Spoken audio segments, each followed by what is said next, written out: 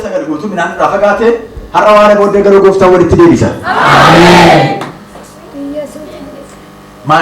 Yoo xinnaa tamman mana yaalaa yaalamaa turaniidha. Sasa jina kula mata kodesner. Mayala siti. Nuros tala siti sedesner. Maafur matan kapel. Referensi ni laanne. Laatani. Eessat. Kurang basa. Kurang basa referi laatani. Maali jedhanii kurang basa referi laatan.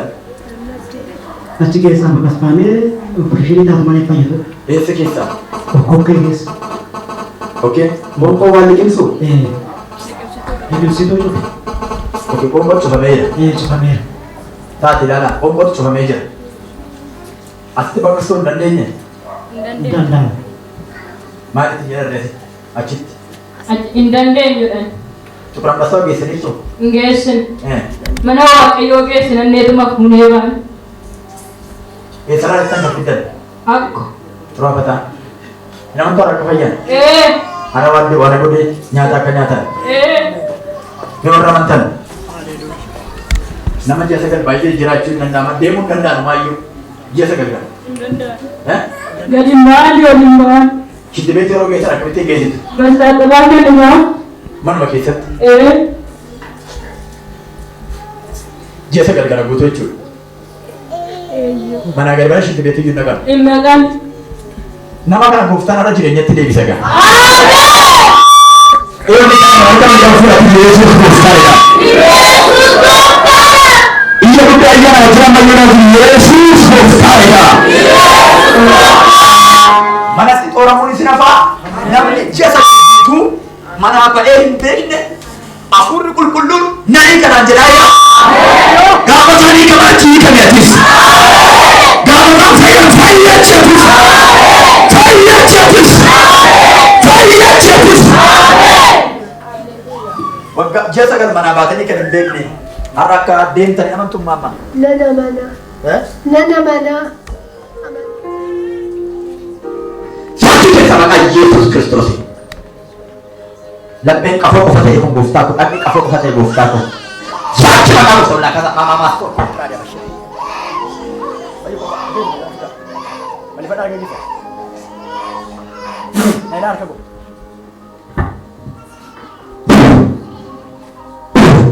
Afurri diginti afurri qaallu ijaa bahuudhaan isa gadi. Fakkii keessa maqaa gooftaa. Humni tokko keessoo isaanii gadeera maqaa ishee na ilaala kan hojjete. Na ilaala jedhe. Fakkii keessa maqaa Yesuus Kiristoos. Fakkii keessa. Diginti. Ji'a sagal guutuu rakkisee. Amma immoo ganama fagaa shanii. Reessi isaanii goofata jiru. Har'aa kaasee gooftichi Yesuus Kiristoos. Lama. Tadi biyya fe'e.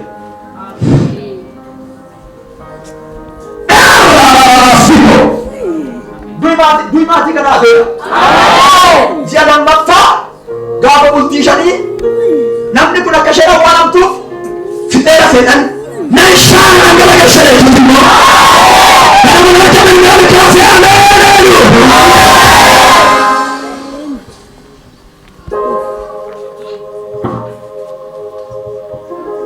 Maaltu jira gaala?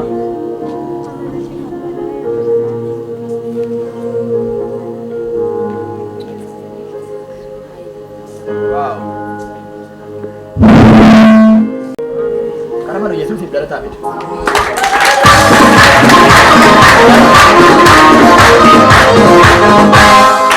Nelara.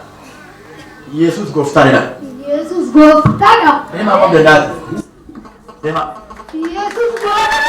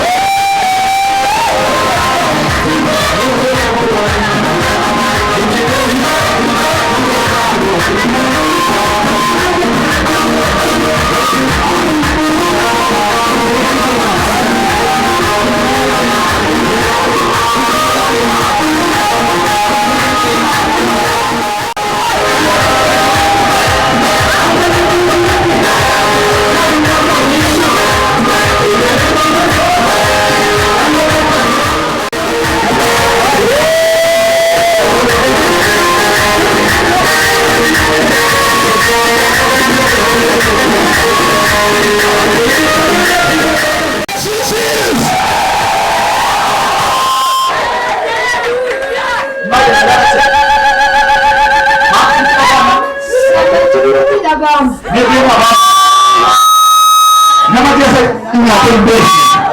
Dia mau lihat. Nama biasa dalam mana dari benda nasi berarti mana kisah tu baru. Ini cari udah satu aja yang tidak disuruh.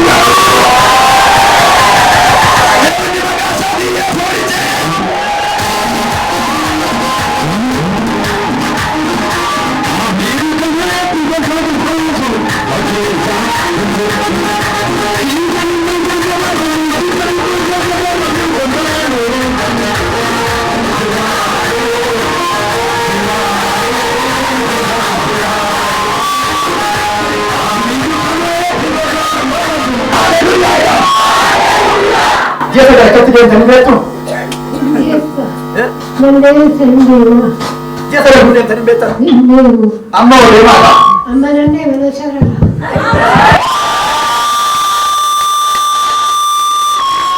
Demu ada sambil berjalan Amira. Apa yang dia berjalan dengan sambil? Ina tidak terbiasa cara. Ina tidak. Ina baru dari mana?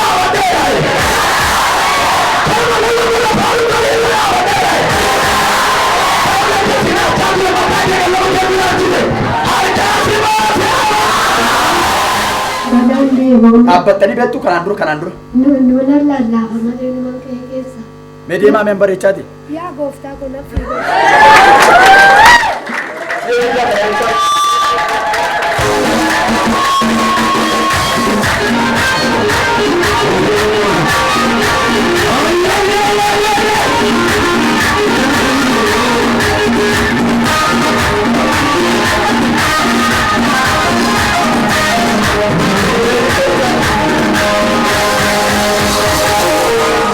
Dia segar kan asal ikat dia mari kita beta sister. Argembe, utasumayu. Argembe utasumayu. Nala pisa kana bende ko bende. Ami saja materi maji. Bende ko ka Kristo siria. Kristo